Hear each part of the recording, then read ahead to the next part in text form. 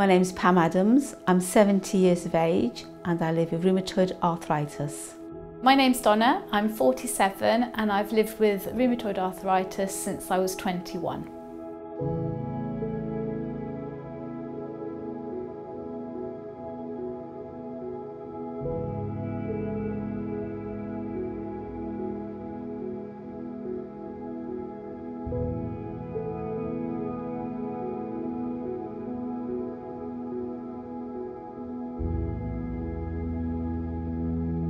How different was it for you bringing up the third child with the rheumatoid arthritis compared to bringing up me and my sister beforehand? It affects your hands quite a bit and you do everything with your hands, obviously. Yeah. That is where I found it the most difficult. Things like, simple things like just feeding, holding the bottle for so long made my fingers like lock and ache.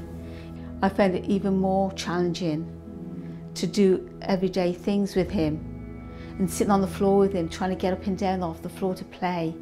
It hurts because you think, I want to do these things. You see other moms doing these things and you can't do it. Clothing, poppers, trying to do poppers, that was so difficult, wasn't it? I put Harry in dungarees a lot because as a toddler he was very lively, always running around, and I couldn't chase him and I couldn't get on the floor to pick him up, so I would put him in dungarees because I could sort of scoop him up with the dungarees. It was an easier way of holding him. Yeah. Some people probably did look at me and think, what on earth are you doing to that child? But it didn't do him any harm. You automatically do these things. You don't plan out to pick them up. It just comes into your head, doesn't it, as you do it. And I suppose the mother's instinct takes over instinct. In a way. If your child needs picking up, you find a way of picking them up.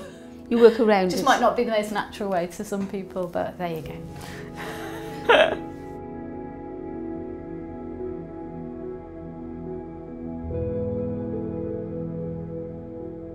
Because I had RA and you were quite young and you had to grow up with that, seeing me suffer with that condition, did it affect your decisions about having children or give you worries about you being a mother, how you would cope? Yeah, definitely. Obviously I knew what RA was, I know what it meant, seeing you suffering with it, you know, as a child when I was growing up.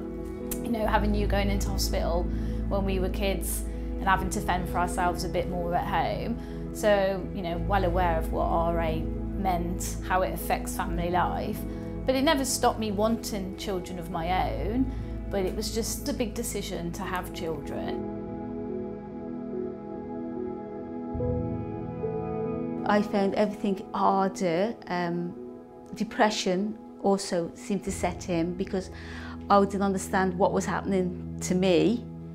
And struggling to bring up a young family. Yeah, because you still had us, we were still young children, so it wasn't just having a newborn, it was also dealing with a new diagnosis. With three children. Yeah, because I didn't understand the illness, I wasn't really told anything about it. I was just trying to carry on the best I could in the situation I was in at that time. Do you recall a time where you ever had to sort of tell us you had RA? In all honesty, I got arthritis, I'm not very well, and you just accepted that some days Mum wasn't very well, and if I had to go into hospital, you accepted that Mum was going for some treatment because of bones. And the same with me, my children have never known any different. I think it has made them much more caring kids, to be honest, and more more wary, more wary of people, you know, that they can see that they're struggling in different ways, and not just physically. Like, I think they're quite tuned into when people are feeling low or down, because they can just pick up on those vibes maybe.